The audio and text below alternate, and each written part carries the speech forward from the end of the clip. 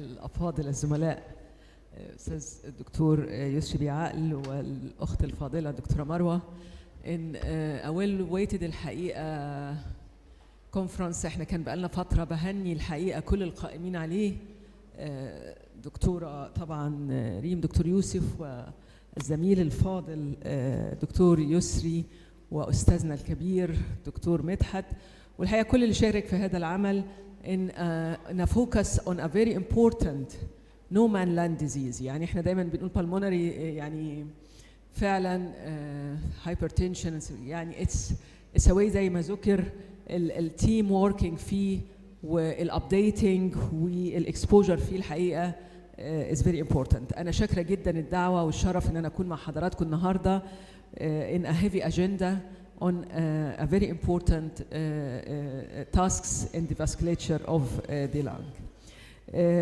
طبعا بيزيدنا شرف دكتور عبد الله الدنان يعني حضرتك قلت سم اب واكسبوزيه جميل جدا للسويديان ريجستري وشرف اخر كنا نتمنى وجود حضرتك معانا لكن ان شاء الله جايات اكتر. يعني one of the distinguished stars in the pulmonary يعني vasculature work over years الحقيقة مشرفنا ومنورنا دكتور مجدي بيه إدريس. الحقيقة يعني personally على المستوى الشخصي أنا كتير جدا بحب أسمع حضرتك in a very comprehensive way of getting some important focused knowledge والنهارده إن شاء الله هيسعدنا ويشرفنا إن هو يكلمنا على ال PH أو pulmonary hypertension in chronic liver disease and the intersection between that وإن شاء الله نستمع إلى محاضرة عهدنا بيه. تفضل يا فندم. شكرا جزيلا دكتورة مها. السلام عليكم ورحمة الله والصلاة والسلام على سيدي رسول الله. Thank you so much for the privilege to invite me to be here. I'm really just would like to say one thing, really congratulations for the great progress in pulmonary hypertension management in Egypt. Definitely this belongs to the presence of stars. Dr. Ayman, my dear friend, Dr. Yusuf, Dr. Reem, and the team, really the work team that has been established. So it's really an honor to be a part of this very prestigious program. So I'll be talking over the coming 15-20 minutes about really pulmonary hypertension in chronic liver disease. And as we heard this morning from previous speaker, that when we look at the 5 groups, the first one is pulmonary arterial hypertension, and looking at the portopulmonary hypertension, it now belongs to group 1, which is the pulmonary arterial hypertension. And when you look at the definition, how should we basically define this category? Definitely, it needs to fulfill the criteria of pH, which is now the 3 criteria that the mean pressure is more than 20 millimeter of mercury, the wedge pressure reflecting the left heart function is normal, i.e. the wedge is 15 or less, and the presence of high pulmonary vascular resistance, which is a good pre-capillary measure of the pre-capillary or arterial remodeling process. Now, most of the data on the portopulmonary hypertension used the cut limit of 3, although as you heard this morning now, the new updated guidelines has changed that to basically Wood unit of 2. Now, in order to call that portopulmonary hypertension, we need to confirm the diagnosis of portal hypertension, but not necessarily liver disease, i.e. you might have normal liver function, negative hepatic screening for viruses, etc., but the presence of portal hypertension is there, which could be related, for example, to thrombosis, etc. And there is many ways that we can evaluate the presence of portal hypertension, whether directly or indirectly. Of course, using ultrasound Doppler, looking for dilated portal veins is very suggestive, or using the Doppler, basically ultrasound, to look for the slow velocity with dilated PVs, which has quite a good specificity. But of course, the best way is during right heart cath to go directly and measure the portal pressure. Once you have pressure more than 15 millimeter of mercury, or you have a gradient between the portal and caval pressure of more than 5, you have the diagnosis of portal hypertension. And with the definition of the pH, then you have the diagnosis of portal pulmonary hypertension. Now, how common is this problem? Now we hear this morning, Dr. Areem was telling us about the Egyptian basically data, and I was looking at whether any things like specific for that. There was something regarding really bilharzia, but not really portal pulmonary hypertension. And this is the American data, the REVIEW registry, looking at their about 2,000 patients. Michael Crowaker reported that up to 10% of those belongs to the portal hypertension. The French registry having the highest number in the world, and probably this is because they screen all cirrhotic liver diseases without any symptoms in France. They do the screening, and as you can see now, portal hypertension constitute about 16% of the total PH group. This is our data really in my hospital looking for the initial 300 patients, and we get portal hypertension, portal pulmonary hypertension, almost 6% of the total group. So this is an important thing to say, that this entity is not uncommon. We just need to think about it, especially if the liver symptoms is not that basically obvious. So what is the pathophysiology of the disease? Why do patients develop portal pulmonary hypertension? And we know that always started whenever you have hepatic fibrosis and increase the resistance to flow within the liver. Now this will lead to basically vasodilatation of the splanchnic basically vasculature, and most of this basically really blood flow will avoid the liver because of the high resistance there, and will go directly to the heart, to the right side of the heart. Now there is two problems with that. Number one, by avoiding the liver, this means that most of that systemic circulation will avoid the deactivation of the vasoactive molecules that are present usually in the systemic circulation, that usually the liver deactivated. So now you have a lot of those basically mediators maintain their activity, either vasoconstrictor or vasodilator. Now the other problem, that's increasing the flow within the right side of the heart, will lead simply to what we call increased shear stress. Now this is very common in congenital heart disease. Whenever you have basically left to right shunt, that increased flow lead to the deformity and abnormal function of the endothelial cells, leading to the production of more vasoactive substances such as endothelin, and less secretion of nitric oxide and prostacyclin. The end result is vasoconstriction in a way initially, and then remodeling process and cell proliferation. So that kind of avoiding the liver and already bypassing the liver creates a lot of problems. But we know that not any dyspnea or hypoxia within the really context of liver disease simply means portal pulmonary hypertension.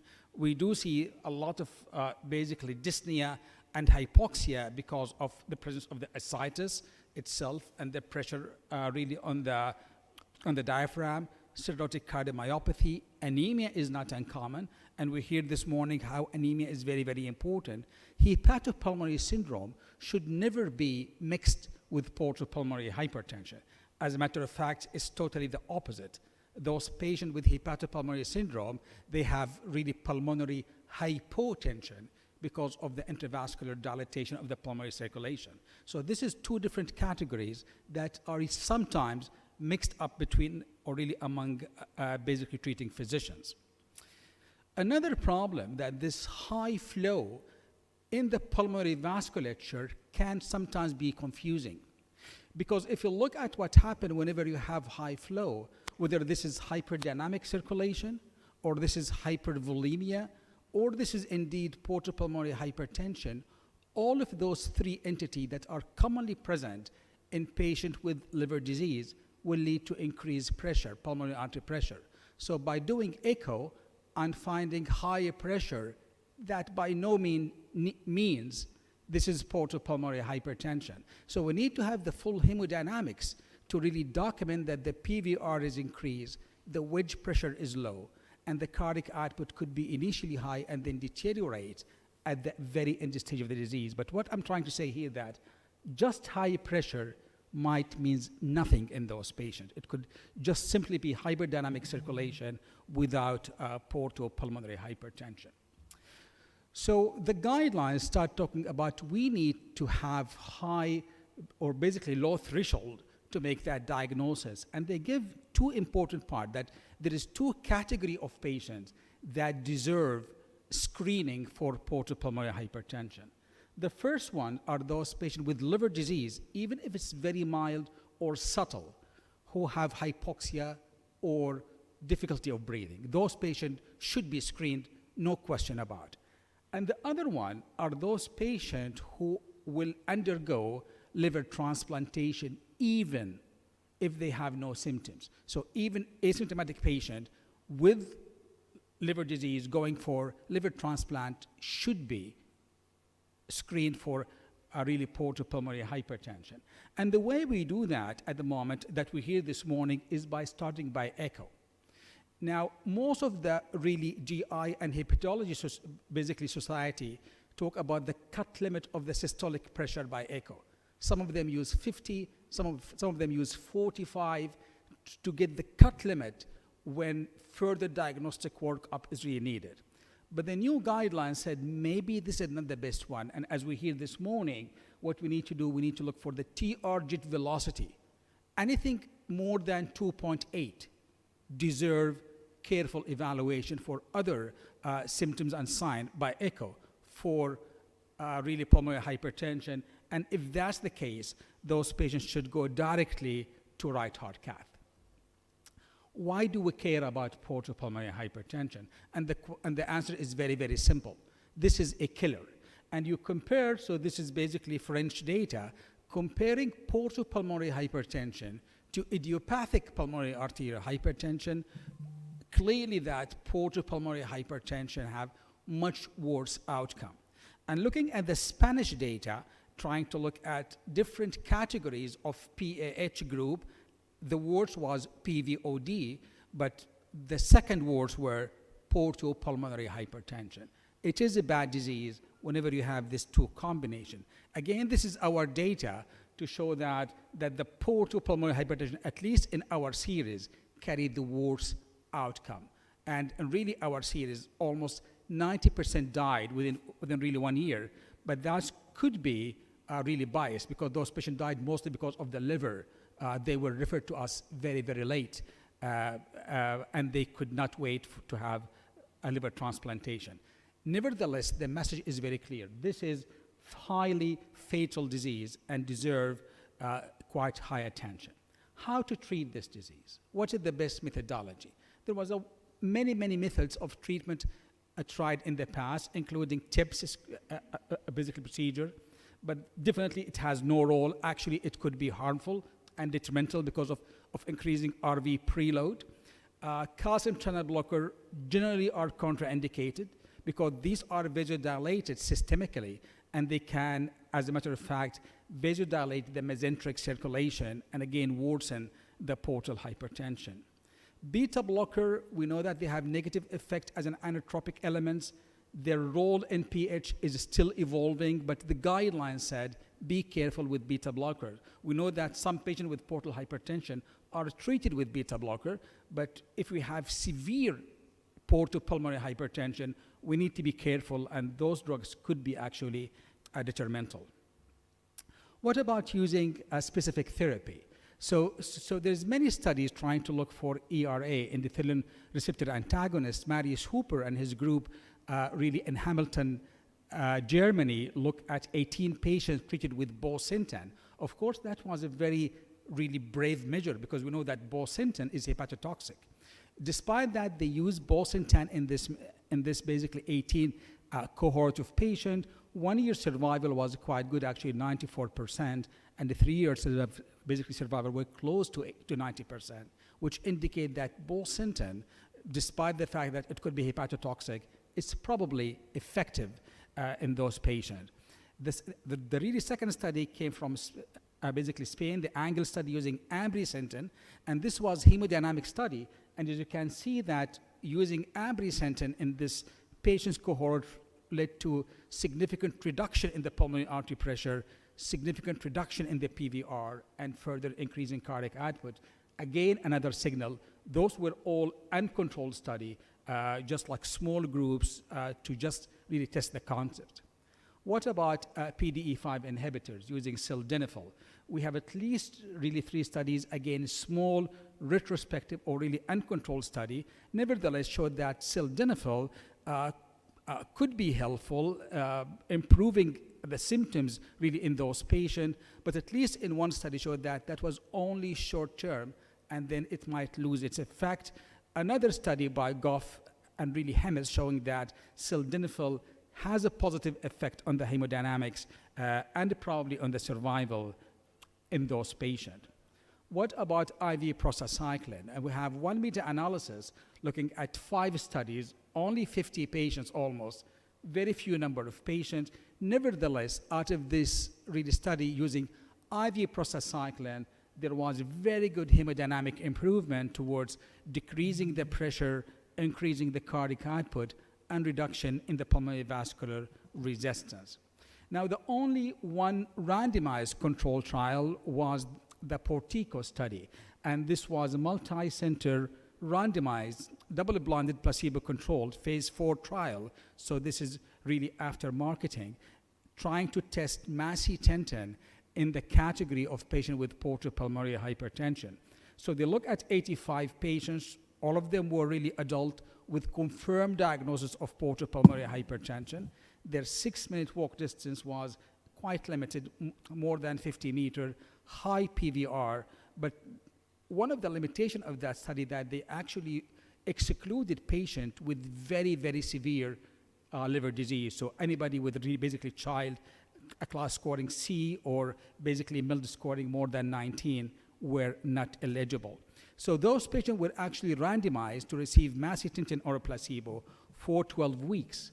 The primary endpoint was hemodynamics, the PVR, but they also look at secondary really endpoints, including really other hemodynamics, including the pressure and the cardiac output, function class, biomarker, and 6-minute walk distance. And also they look at the basically safety towards the hepatic toxicity. The primary endpoint was very positive, and as you can see, macitentan decreased the PVR by about 35% in those treatment group. And macitentan was actually effective irrespective of the age, the gender, mild or moderate basically hepatic dysfunction, and whether the patient was having mild disease or actually mild symptoms or more severe symptoms. Looking at the 6-minute walk distance was not really significant different. You can see that at the 12-week, the confidence intervals are actually overlapping, so that did not reach statistical significance. However, when they have the follow-up extension study, you can see that the patients who were on placebo, when they were shifted to macitentan, it seemed that the trend towards better improvement in the 6-minute walk distance. Looking at the other really hemodynamic outcome, there was very good hemodynamic improvement in the cardiac output and the pressure. However, as I told you, the symptoms class, basically pro-BNP, basically biomarker, and 6-minute walk distance were not significant among the two groups.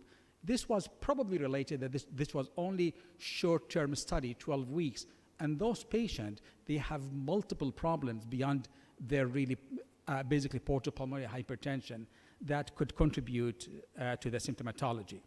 Finally, what should we do in those patients who are going to liver transplantation? And as we said that, this is mandatory actually to screen those patients even if they have no symptoms.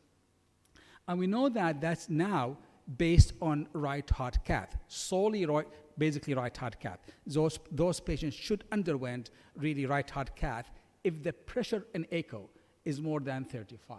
So whenever you have mean pressure less than 35, those patients can go to transplant without problem.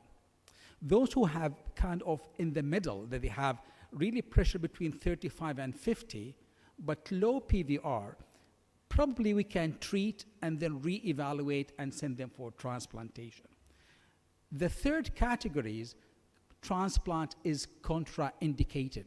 Whenever you have pressure more than 50 or PVR more than 3 in those patients who have mean pressure 35 to 50. This is extremely important. And this recommendation came from really Michael Kroger and his team.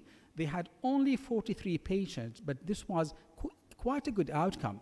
They made clear that anybody who had the mean pressure less than 35 and they went for liver transplant, the mortality was 0, compared to 100% mortality if the mean pressure was more than 50. So that was very clear, really cut limit. Those who were in between, they had about 50% mortality. Either the pressure is high or PVR is high. And those patients at the moment, we don't have an agreement, but there was always really hope that if we treat them and we improve their hemodynamics, maybe we can send them to liver transplant. The question, would liver transplant cure portal pulmonary hypertension? The answer is not necessarily. Significant percentage of patients, this is the French data coming from basically Sidbon and his group, about 50% of those patients, the portal pulmonary hypertension will be cured, but 50% will not, and they will need to continue on the treatment. So a take-home message is this. Basically, portal hypertension, not chronic liver disease. It is the portal hypertension can predispose the patient to portal pulmonary hypertension. We need to be careful that hepatopulmonary syndrome is not portal pulmonary hypertension. We should look at those two categories very, very differently. Pathophysiology is complex, but to great extent it's related to increased flow or resistance to flow in the liver and bypassing really the blood from the systemic circulation to the heart, bypassing the liver. Right heart cath, again, like any other group of PH, is essential for treatment. Target therapy can be really helpful in those patients, and liver transplant, really candidacy, should be taken in clear, really complexity. Just like, I'll just say thank you so much. And this is our guideline, so you are more than welcome to go for that. And thank you very much for your attention. Many thanks, Professor Magdi Idris, for the well-updated talk about portal